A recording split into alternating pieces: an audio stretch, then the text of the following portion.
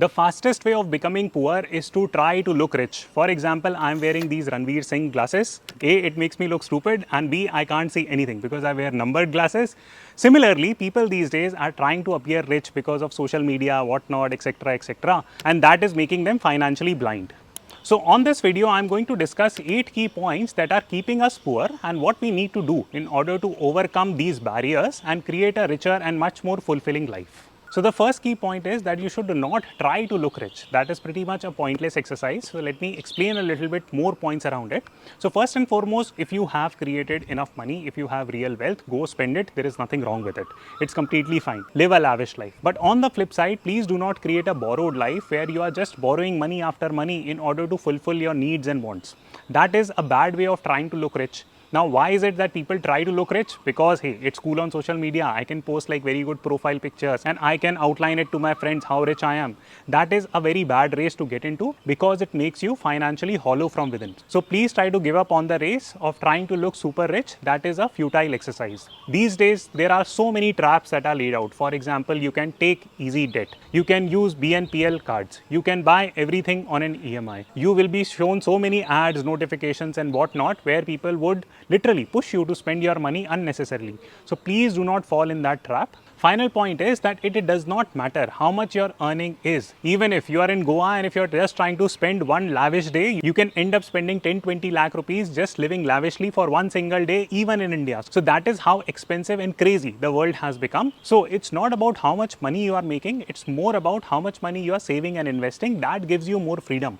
And the biggest barrier to that is our mindset, that if you get into the mindset of trying to appear to be rich, that is a futile exercise. You will never be financially free and you will forever stay poor. So please try to recurate your mindset that you need to be financially rich within. The goal should never be to boast. The second way to stay poor is to follow the 100 minus age rule. So what is the meaning of 100 minus age rule? It's very simple. That let's assume that your age is 30 years old.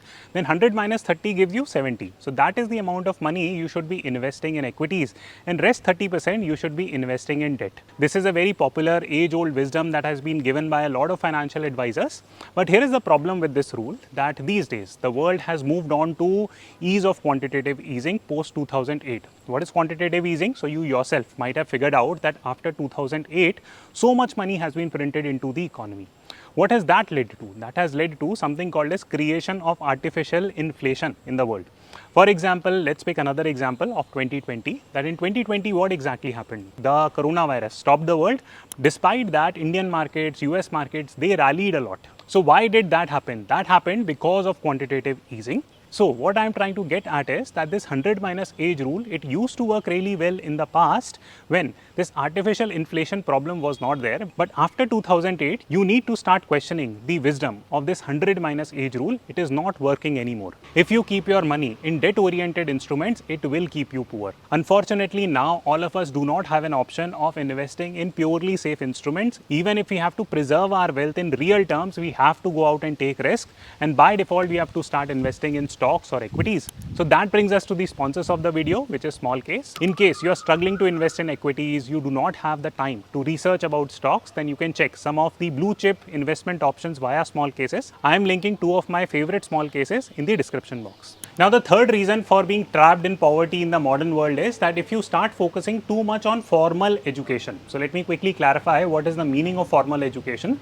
So formal education simply means that you are trying to pick degrees after degrees after degrees, that you have done 2 PhDs, now you are going after 4 PhDs.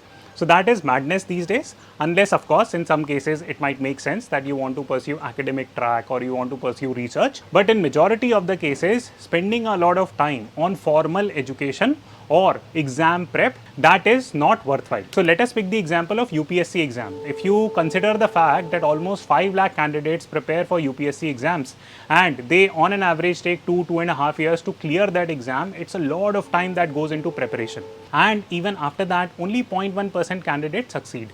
So the problem that becomes that what happens to those 99.99% candidates who fail this exam? They have spent almost 2.5 years preparing at least for that exam, and now they are in a situation where 2.5, 3 years of career break has happened doing exactly what? Just reading books. I'm not saying that you should not be reading books. Of course, try to learn as much as possible, but dedicating your time exclusively, I will repeat this phrase because this is the most important part, that dedicating your time exclusively to exam prep and not doing anything alongside it, that might not be a very productive use of your time. Now, why am I saying it? This brings us to the second part of this point. So, what is happening in the world right now is that we are moving more towards skill-based economy. Think about it this way, that in the previous generation, for example, our parents, when they had 2-3 degrees, they were considered to be scholars. If they went and applied to any job, people used to get impressed that, okay, hey, you have like 3-4 degrees, great. But nowadays, there are so many tech jobs, startup jobs, they don't even care what kind of a degree do you have. They care more about what skill set to have. And I am hoping that all of us would agree with the point that doing and pursuing degrees or preparing for exam does not equate to creating skill sets. In terms of developing skill sets, you will be much better off if you focused on undertaking some practical learning opportunities or seeking some mentorship opportunities that will help you create skill set in a much faster and compounded way. Third and finally, we are reaching a point where even your skill sets get compounded with time. So the sooner you start, the better it is. So please, if you are in your 20s, please do not invest insane amount of time exclusively preparing for exams and pursuing 200 certifications if you're not going to follow academic or research oriented tracks. So the next thing that will hinder your journey to becoming rich is fairly simple, and that phenomena is called as what will people think of me. So recently I had an opportunity to speak with students from Berkeley, and this is one of the top colleges in the US, and it was an interaction about building your brand presence on social media. So I put across a question. I simply asked them that, hey, what is the number one fear that you have that is stopping you from creating content on LinkedIn or on YouTube?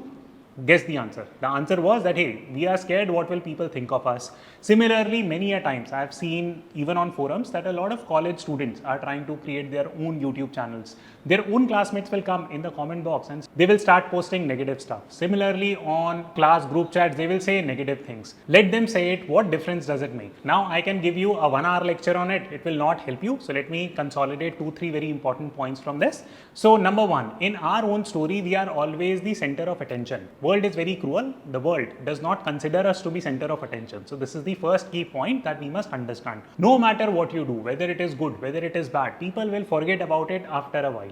They have their own lives to live. Yes, people will talk about some good movie that came in, how good the acting was, but next day they will go back to their own life. So please do not worry and define your existence by what people think. That is a really bad way of living. Number two, when it comes to making unconventional moves, for example, if you're a college student and you are supposed to only study and not create a YouTube channel, and if you end up creating a YouTube channel, then you might end up getting criticism from a lot of people that, hey, you should be focusing on your studies. Why are you doing this random thing, this, that? Please do not worry about it. Any kind of unconventional move that you will make in your life, that will attract criticism. Point number three is that when you do, only then you make mistakes. It is very easy for people not to do anything and avoid all the mistakes. So in simple terms, it simply means that if you don't want to make any mistakes, don't end up doing anything at all.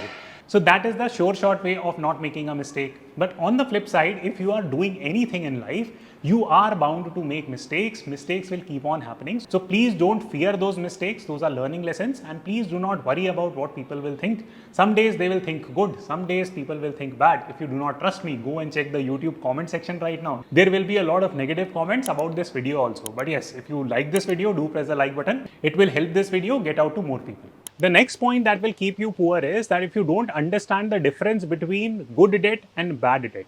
Nowadays, the market narrative is that, hey, any kind of debt is really bad debt. Please avoid all sorts of debt, etc., which is somewhat correct for a general perspective. As you are trying to grow in your career, as you are trying to create startups, it becomes extremely important to understand the difference between good debt and bad debt. So let me present some examples. This is a very important point. I have spoken about it on some of my previous videos also, but I will recap it here. So there is something that I call as productive debt. For example, if you're trying to create your business, or if you're trying to amplify your skill set, or if you're trying to improve your earning potential, so to say, then there is no harm in taking a debt.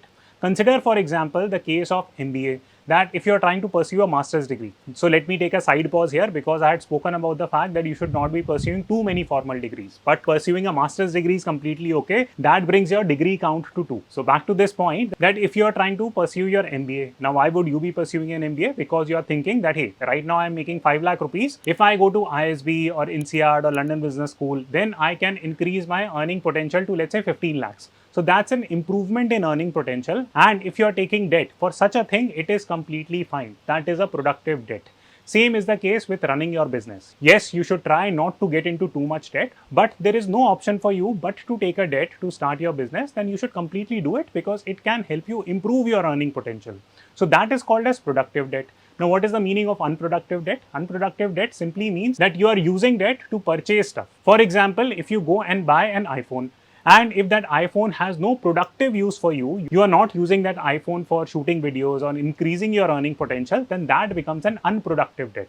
Does that mean that you should not be spending money on iPhone? No, that's not the advice. You should spend it if you can afford to spend it, but don't buy an iPhone for debt just because taking on debt is becoming easier and easier these days. So I hope you understand the difference between productive and unproductive debt, because this definition will keep on changing as your career evolves. And if you don't get this point, then you can land into some really murky waters going forward in your life. A classic case in point is that people many a times assume that a house in which they are living in, that is an investment. They will take a ton of debt. Then even their future income, it just goes into paying EMIs only. And what would their investment portfolio look like? It would look like 99% real estate and 1% other assets. And if for some reason that house does not pick up in terms of investment value, then yes, your investments are not giving you any returns whatsoever. So please understand the concept of debt. It impacts all of us very, very prominently. So the next point has to do with people's ability to sacrifice. In order to achieve anything that is worth achieving, sacrifices need to be made. That is the practical reality of life. Why is that? Because competition is so humongous these days. So in order to achieve any kind of financial freedom, career success, sacrifices need to be made. This is the practical fact of life. Now, sometimes when I go on LinkedIn, I read a lot of negative things that, you know what, let's just give up on hustle culture. Let's not work hard. We only have one life to live. Why should we even learn about investment? Why should we not spend everything on experiences? So here is the most important point, that things do not exist in black or white. There is no such thing as, hey, should you be spending on experiences versus not spending on experiences? Should you be doing X or Y? It's not a simple answer. The point is that the life exists in a flow. For example, when you're 20 years old, you might have a lot more energy compared to when you're 50. So in your 20s, work really hard, compound your skill set so that you get advantages and more flexibility as you grow older in life. But if you start finding out work-life balance right after first day of your college life, then it might become very difficult for you to get financial freedom at a slightly younger age. Now, there is no race going on that you should become financially free by the time you're 30, 40, 50. Whenever you feel comfortable, you should do it. You should definitely try to figure out a balance in your life as soon as you do it. But please do it with the understanding that nothing good can be achieved without making any sacrifices. There was a very interesting experiment that was done in the US, and it was called as the marshmallow experiment. So I would encourage all of you to Google about it. And the marshmallow experiment was done on slightly younger kids. These were very young kids, and they were put in a room with a marshmallow in front of them. So for people who do not know what marshmallow is, this is what a marshmallow looks like. It's a sweet, it's a treat for children, and they love to eat these marshmallows. So kids were put in a room with a marshmallow in front of them, and the instructor told them that, hey, if you wait for an hour, you will get 3 marshmallows. But if you eat it right now, you can just have 1. So the result of the experiment was that kids who were able to wait out to eat those 3 marshmallows, they subsequently later in their lives became more successful because they exhibited the ability to sacrifice. So please keep this in mind, that anything worth achieving is only done through sacrifices. There are no shortcuts, that every self-made person undergoes a lot of pain in order to become successful. So another key mistake that people make is that they do not study the rich. So think about it this way, that on YouTube you get access to so many intelligent, hardworking, smart people who have made over billions and billions of dollars. So there is always an opportunity to learn from them. For example, I personally study about entrepreneurship from Mr. Mark Cuban. I deeply respect him. I study about economics from Mr. Ray Dalio. I deeply respect him. Similarly, if you want to learn more about conglomerate business, learn more about how Tatas went about building the empire. There is so much to learn from these people. But what ends up happening is that majority of the people become highly opinionated. They will think that, okay, there is just one investor. I will follow his or her style only, and that's it. All the other investors are incorrect. Please do not fall into this binary trap, because even the best and the best of investors, entrepreneurs, they also learn from each other. So we as normal people should keep an open mind in terms of learning things from everyone we can learn things from. That can help us absorb best practices from everyone and become richer in our outlook. So the last point that will keep you poor is, and this is the most important point, which is that if you are cynical about people, if you're not optimistic about life, if you keep on finding negatives and faults with everyone, then you are never going to become rich. Tell me one successful entrepreneur or a billionaire who is negative about life. They are mostly positive about life, and if you are positive about life, you will see newer opportunities. You will go and interact with people. You will build meaningful connections. You will exude that positive confidence. People would love to interact with you. But if you keep on finding faults, if you keep on critiquing people all day long, if you keep on spreading negativity, then opportunities will go away from you, not come to you. So I hope you enjoyed the video. Please let me know your feedback in the comment box, and I will see you soon.